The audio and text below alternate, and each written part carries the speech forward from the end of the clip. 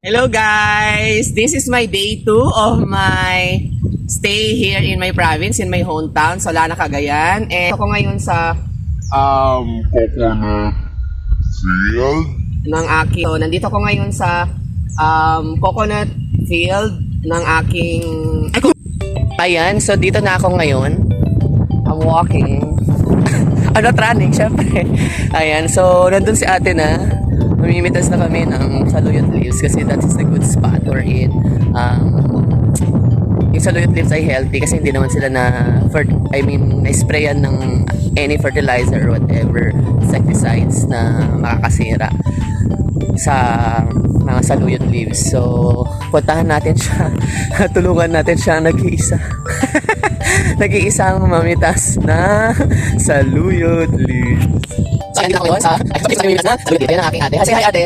Ate, yan. Hi ate Beth. Ayan, so si ate Beth ang aking pangatlo kapatid. Yan. Mamimitas kami ngayon ng saluyot leaves. Hello guys! This is my day 2 of my stay here in my province, in my hometown, Solana, Cagayan. And nandito ako ngayon sa cornfields ng aking uncle. So, mamimitas ako ng saluyot leaves. So, samahan nyo ako.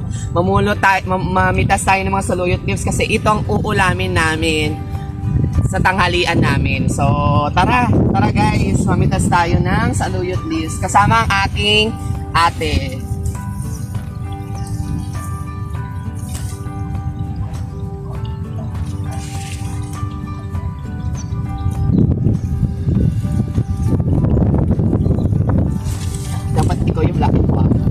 Video.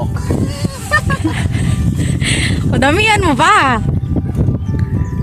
Tingnan mo yung mabata-bata. Kaya nga, fresh. Yan, Yan.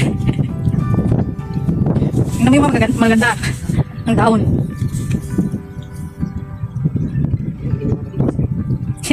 Anong luto niyan, Marbs? Ang luto po nito, ang gagawin namin dito ay syempre, may sinabawang saluyot leaves. Tapos lalagyan namin ng, kung may tinatawag na itong kamyas, kung may kamyas kami, lalagyan namin. Tapos lalagyan din namin ng tinapa. Kasi masarap yun pag may tinapa. Mas masarap pag meron sanang yung tawag na doon, bamboo shoot, yung, ang tawag nga doon?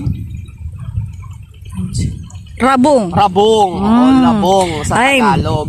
So, Palengke lang nabibili yun. wala kaming mahanap ng ganun. So, kung ano na lang meron, kung anong seasoning or anong papapalasa at papasarap sa saluyot, yun ang gagawin namin. So, ayan, I hope na later ipopost ko din sa aking, mamaya ipopost ko at isasama ko sa aking vlog yung kung paano lutuin ang saluyot.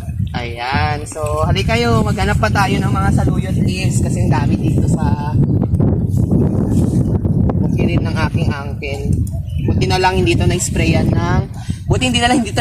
ng insecticide kasi kapag na-sprayan ito ng insecticide, bawal kaming mamitas.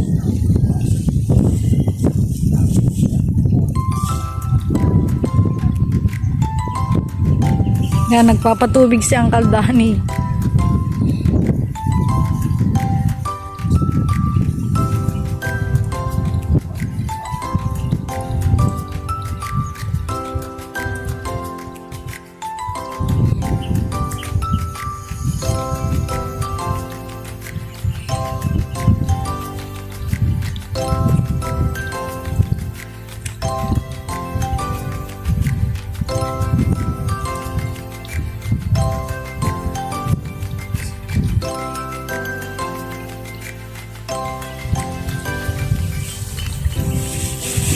Kulang pa to. Damihan mo ba? Di tayo kasya dyan. Dito na lang tayo. Ayan, so tapos na tayong mamitas ng saluyot leaves. Ayan, so thank you so much sa pagsama sa akin ngayong araw na to. Pamimitas ng saluyot leaves. Ayan, ako iaalis muna sa pwesto ko. Ayan, ito yung itsura ko. Yung itsura ng aking mga paa.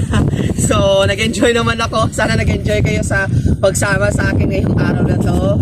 So, sa susunod na araw, ibang gawain naman, ibang activities naman ang gagawin natin. So, thank you so much for joining me in this short vacation here in my hometown. Bye-bye!